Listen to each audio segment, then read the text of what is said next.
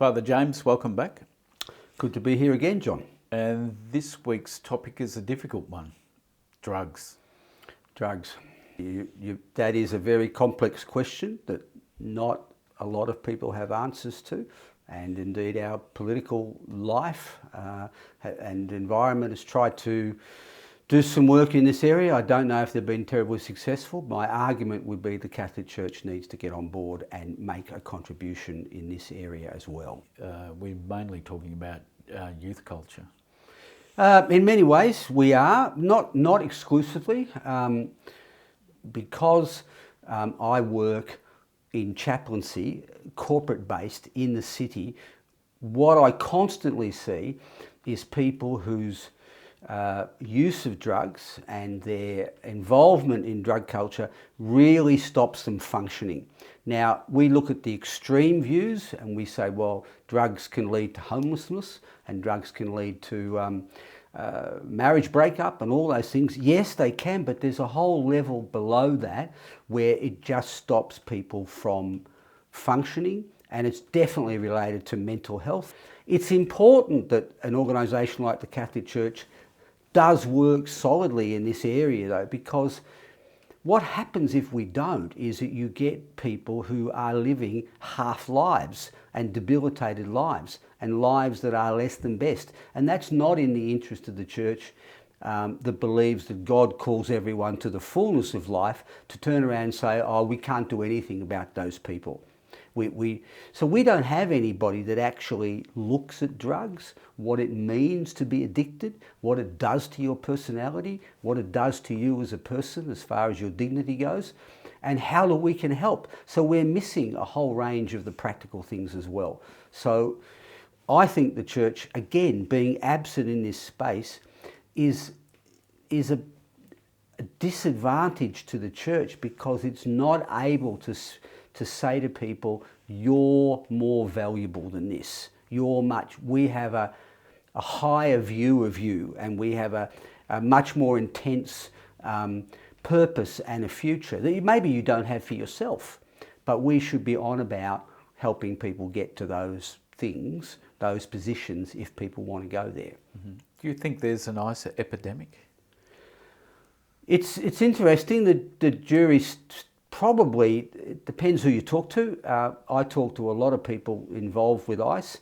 There are some that believe ice is the first drug where there's no coming back, that it's very destructive in a very short space in time, and it creates lots of people that I see walking around the town that are a long way away from functioning, let alone holding a job.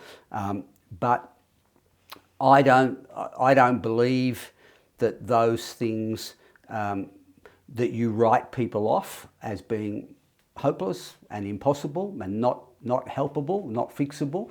We just haven't done enough of it, and there are not enough resources at the moment across Melbourne to help. And a little bit of me says the Catholic Church again is absent from the field, needs to think about ways that it can make a practical contribution.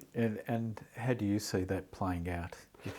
Yeah, in the short term, you need to commit dollars, and you need to get yourself some places where drug addiction can be dealt with. Now, there's a hospital system, but the Catholic Church is in a very minor way involved with that.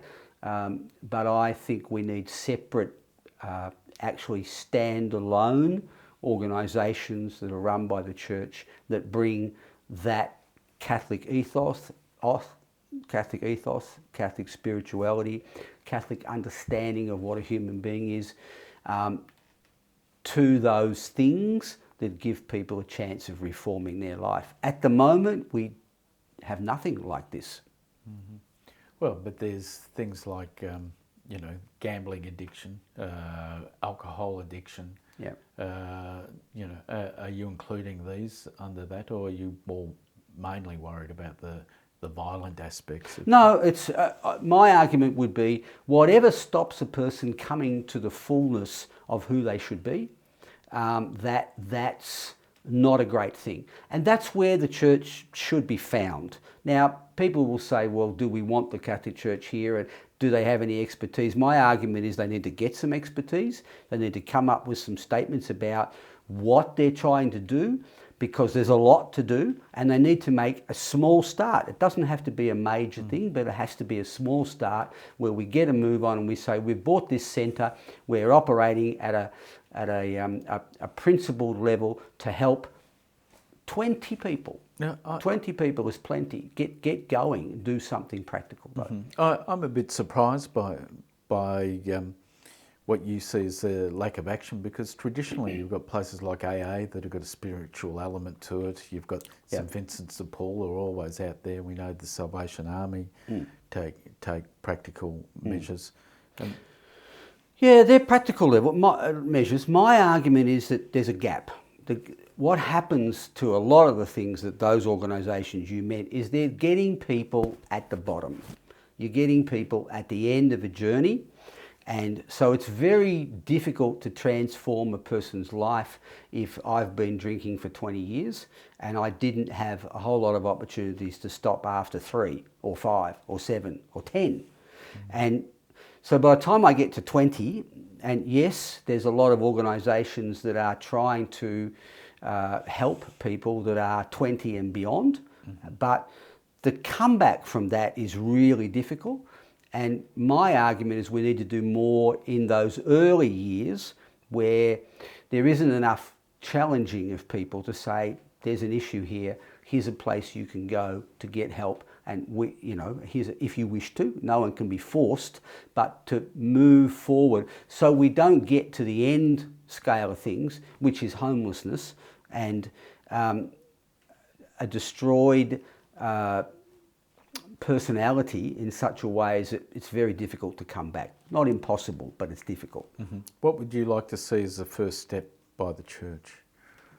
I'd like to see a get-together between, again, interested clergy and interested parishes, and forming together a diocesan statement and a diocesan action plan to get some property, get some skilled people in place to run these and start to do that and promote it within their own networks. That this is one of the things that the Catholic Church thinks is important.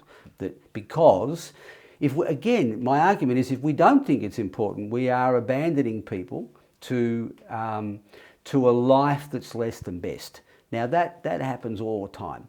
But my argument is we need to be contesting in these areas. We're not contesting enough in this area.